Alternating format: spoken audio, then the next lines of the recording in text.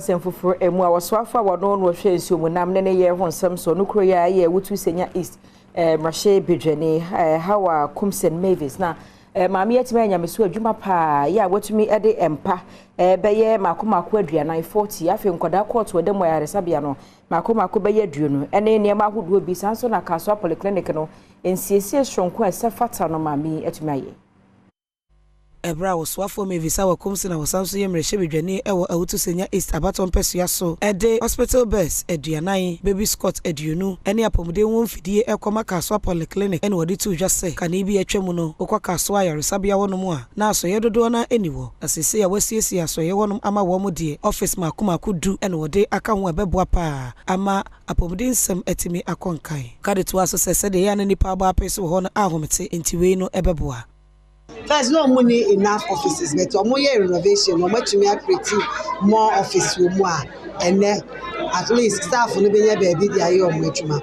Now, not only handing over the renovated building to them, the emom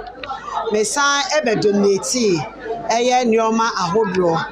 eye critical bed 2 type 2 type 3 delivering bed, baby cots, overlock table, and then bedside lockers.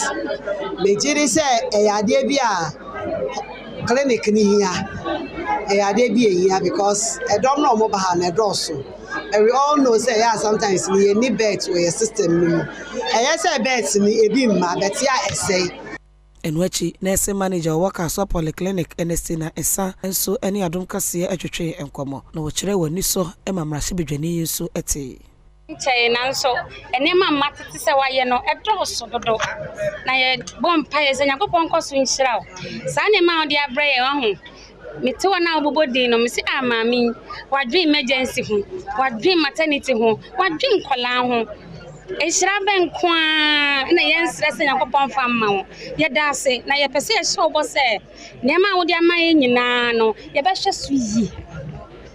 na ya sanso de deliver service na e wo say yetime de deliver e wa hase no na ye bompa ye se onyakopon koso nhira wo na onya wo kese na won so eya na wa bompa ya mayen